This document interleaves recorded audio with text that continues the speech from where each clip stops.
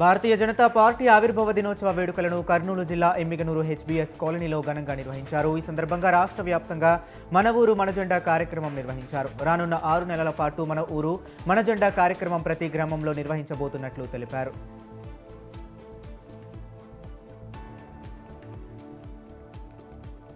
పార్వతీపురం మన్యం జిల్లా గుమ్మల లక్ష్మీపురం ఎంపీడీఓ కార్యాలయంలో ఎంపీపీ దీనమయ్య అధ్యక్షతన సాధారణ సర్వసభ్య సమావేశం జరిగింది. ఈ కార్యక్రమంలో పాల్గొన్న ఎంపీటీసీలు వారి పరిధిలోని సమస్యలను చర్చించారు. సంబంధిత అధికారులు సమస్యల పరిష్కారానికి తీసుకుంటున్న చర్యలపై వివరణ ఇచ్చారు. వేసవి కావడంతో తాగునీరు, విద్యుత్పై ప్రత్యేక శ్రద్ధ చూపాలని ఎంపీపీ సూచించారు.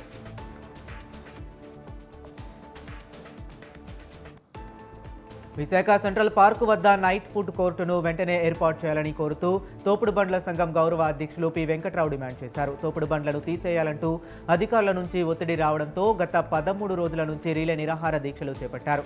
తోపుడు బండ్ల మీద తినుబండారాలను అమ్ముకుంటూ జీవనం కొనసాగిస్తున్నామని ఆవేదన వ్యక్తం చేశారు.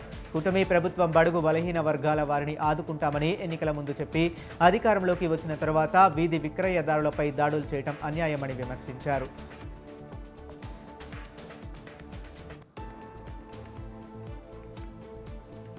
వికారాబాద్ జిల్లా పరిగి మండలం కాడ్లాపూర్, రాపోలు గ్రామాల్లో ఇండస్ట్రియల్ కారిడార్ భూసేకరణ బాధితుల పోరాటానికి మద్దతుగా ఎంపీ కొండా విశ్వేశ్వరరెడ్డి మద్దతు తెలిపారు. రైతుల ఆవేదనను విన్న ఆయన ప్రభుత్వం అనుసరిస్తున్న తీరుకు తీవ్రంగా తప్పుబట్టారు. గ్రామ సభలు నిర్వహించకుండా, బాధితులకు కనీసం నోటీసులు కూడా ఇవ్వకుండా నేరుగా పత్రికల్లో నోటిఫికేషన్లు ఇవ్వడం చట్టవిరుద్ధమని ఆయన మండిపడ్డారు.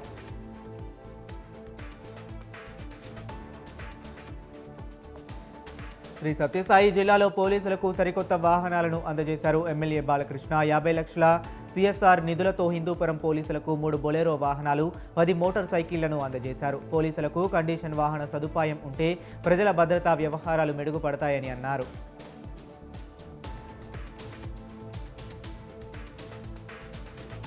కర్నూలు జిల్లా మంత్రాలయం మండలం సింగరాజనహల్లి గ్రామ శివార్లలో పేకాట ఆడుతున్న వారిపై పోలీసులు దాడులు నిర్వహించారు. వారి దగ్గర నుంచి 1,41,000 నగదును, 6 మోటార్ సైకిల్స్, 52 పేక ముక్కలు స్వాధీనం చేసుకున్నారు. ఈ దాడుల్లో 10 మంది పేకాట రాయులను అరెస్ట్ చేసినట్లు పోలీసులు తెలిపారు.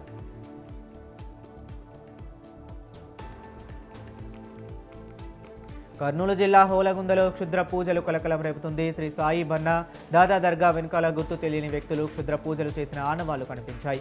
23 మంది పాస్పోర్ట్ ఫోటోలతో క్షుద్ర పూజలు నిర్వహించినట్లు గ్రామస్తులు కనుగొన్నారు. మూలలకు పాస్పోర్ట్ ఫోటోలను గుచ్చి ఉంచారు. తాయెత్తు రేకులు చూపించారు. ఇక చిట్టీలలో పేర్లు రాసి క్షుద్ర పూజలు చేశారు. దీంతో స్థానికులు తీవ్ర భయాందోళనకు గురవుతున్నారు.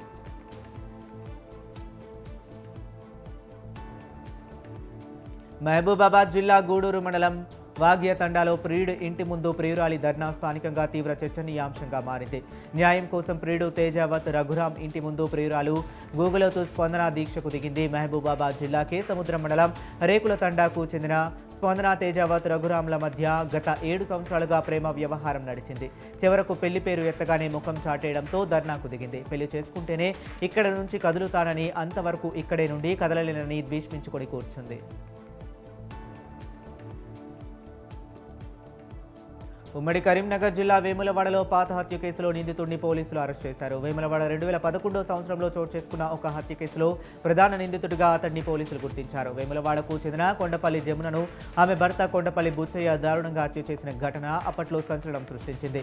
విచారణ అనంతరం నిందితుడికి శిక్ష విధించినప్పటికీ అతడు చాలా సంవత్సరాలుగా పోలీసులకు చిక్కకుండా పరారీలోనే ఉన్నాడు.